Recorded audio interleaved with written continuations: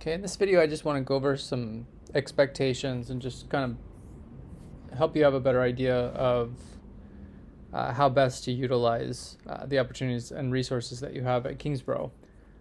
So I've just been thinking about this over the last couple of years as we think about how to improve access to education and make things more just across our diverse society.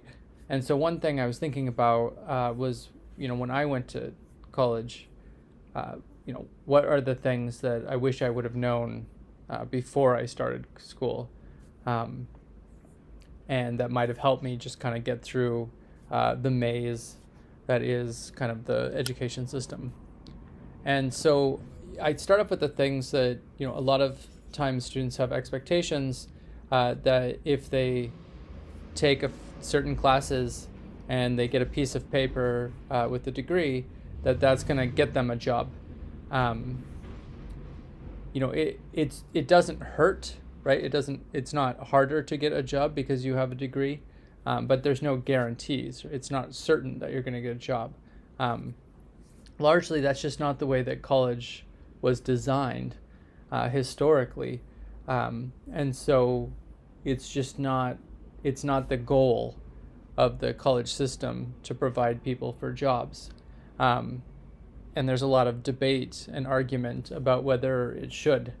And so that's kind of the first place, is that's not really the primary goal of higher education. And that's largely because it's not a job training program. You can look online and Google has a job training program. Other companies have job training programs. There's apprenticeships. There's vocational programs.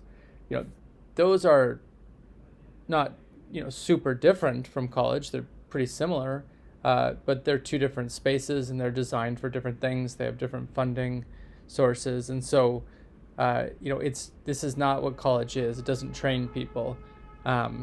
Even programs like nursing, right? There's more that classes you have to take than just nursing. And practicing nursing. There's lots of things that you learn in college. It also doesn't secure the American dream, meaning whatever you define that as or whatever you think that is, it may have used to, right? In the 70s, especially, I think, 50s to the 70s, people would say if you went to college, you'd get a good job and then you'd get the American dream. That has not been the case since I graduated high school. And I don't think that that's a realistic expectation anymore. And there's a lot of different explanations out there and arguments about why that is. Related to this is that going to college will not keep you out of debt. In fact, a lot of the current debt that exists in our country is educational debt. Healthcare debt and education debt are the top two. And so it's something to think about, right? You want to kind of try to keep that in mind as you move forward. And then another issue, I think, is that, college doesn't give you answers. And I'll get into a little bit what college is. But the main thing here is that no one has the answers. I mean, that might be the bad news. But, it's also just not designed for that. It's not an ATM machine where you put in your card and then it spits out answers to you. Again, because there aren't really answers to most questions. So what can college do, right? It can expand your mind. It gives you opportunities to think about things that you probably wouldn't be able to think about on your own. Even if you wanted to try to learn as much as you can over YouTube or other online sources, you'd have to organize all that material. You'd have to develop a study plan. You'd have to, put together what we call a syllabus. And then you really wouldn't be able to test what you're learning to see how are you actually learning it. You wouldn't really know what's, kind of informative experience versus kind of just passively receiving, right? Like watching a TV show. And so that's another way of saying that college helps you think about different ways of using your brain. And there's lots of different classes that will push you to think differently. There's different skills that you'll develop, especially as you go from like your second to third and fourth years of school. A big thing is that it expands your network. You meet people. Um, I actually really enjoy when students that I had, several years ago reach out to me, and they're telling me about what the jobs are that they're doing. In some cases, we're working in the same field, and so there's ways of writing letters of recommendation. There's, all sorts of different resources that come available because of so many people who are employed and attending as students in the same place that are focused in the same area. And I know talking to other professors that this is pretty common. And so you get a network of people that might be different than your social network. Another big thing is you figure out what you don't like. That was certainly the case for me.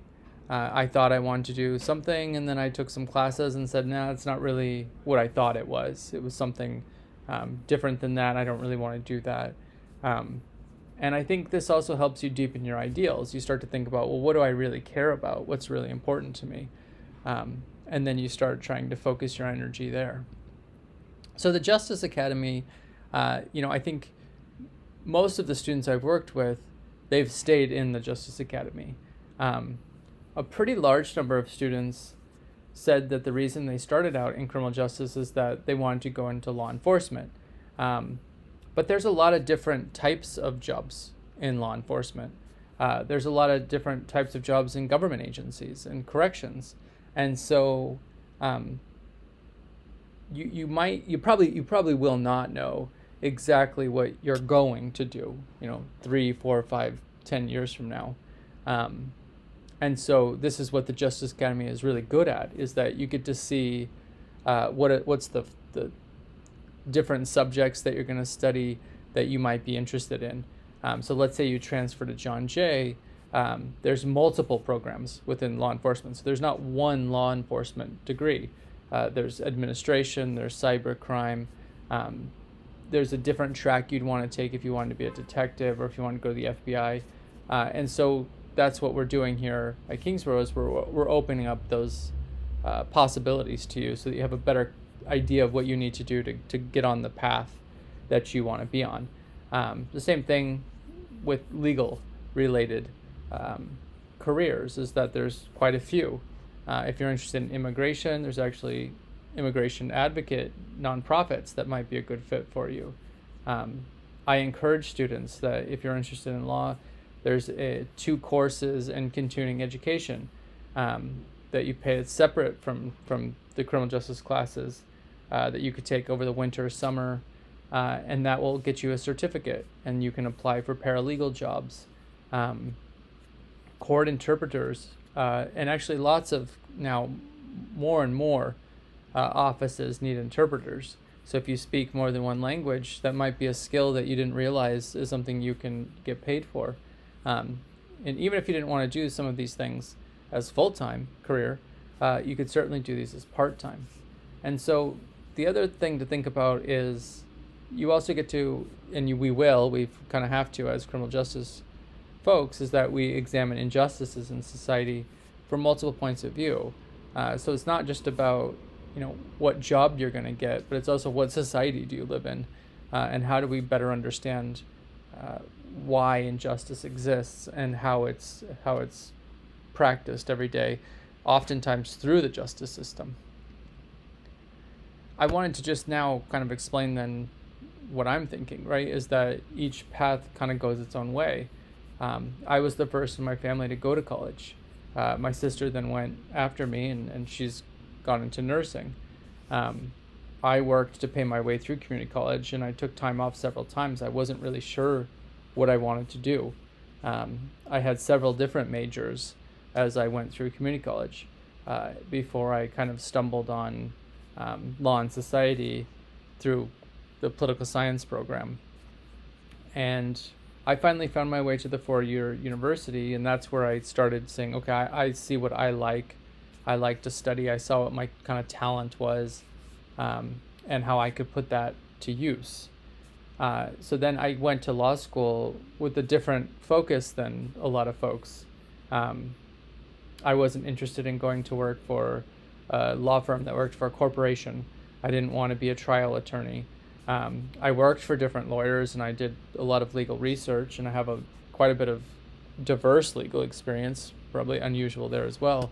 But I was mostly interested in studying law, becoming a legal scholar, doing research about the history of law, the philosophy of law, and advocating for social change, things I couldn't do if I was working in a law firm. And so I say that to tell you that, in my situation, in a lot of situations, I know quite a few people like me, getting a law degree opens up a lot of paths. You don't have to go work for a firm. It's not a job training program. And this is kind of going back all the way to community college when I didn't really know what I was going to do or what I wanted to do. And then that led me to Kingsborough, where I actually got offered the job the same day that I passed the New York bar exam. And so, at that time I was still thinking that I might have to work for a law firm, because I wasn't quite sure how I was going to do what I wanted to do, which was to be a legal scholar and an advocate. But then, luckily for me, I was offered this job. And I think I'm lucky to have a lot of different experiences. I've got to study law in Italy and look at comparative law. I've got to advocate for social change in Florida, Guatemala. I've done Fourth Amendment analysis in Seattle with police officers that I know. So I've seen a lot of different things. There's more stuff, right? But that's kind of what college opens up to you, is that you get a lot of different avenues that you can travel down. So these are kind of the key things that I wish somebody would have told me, because I probably put too much pressure on myself and stressed myself out too much for no reason. Whatever you want now, it's probably going to change later, and that's not a negative thing. That's a good thing. So you want to keep your options open. Always have a plan B and a plan C, and don't feel like you have to stick with one thing. Some people know exactly what they want to do, and they do that thing. I had a friend who knew they wanted to be an accountant. They're an accountant today. But that's not everybody. In fact, most people aren't like that. So a major, there's a lot of pressure to pick a major, or you say criminal justice is my major, but that is not as important as the field of study. What is the thing that you really want to study? I was really interested in how groups come together and try to make social change through the law and through rights. And so that's what I studied all throughout college and today. And so the field is the thing that is more important than the description of that thing. What's really most important, I learned, and I wish I would have known this from day one, is that it's the learning methods. It's the thing that your faculty at the professors are teaching you, how to think about the content, and how to apply the knowledge and skills that you're getting throughout the semester. They don't seem like they're big things, but when you look back, turns out that's the thing that you learn the most, and the better that you can get at that, the easier school will be for you. And so it's not really about memorizing content. In fact, the content is really not that important for most of the classes. There's certain content you have to know, right? I mean, in your biology class, there's certain names and things you need to know. The descriptions of the processes of court cases, you have to know those things. But you don't need to know everything in a book and memorize it. It's better that you know what to do with that information. And so you can pick the book up or you can look at it online, right? I mean, it's not just about memorizing. And that's actually not a very valuable skill as you get older. Or as you get later on in your career. Group work is the most useful thing for later in life. And I'll tell you, I didn't really like group work when I went to school. And I wish I would have known how important it was, because it is something that you do all the time if you want to be successful and effective in your career.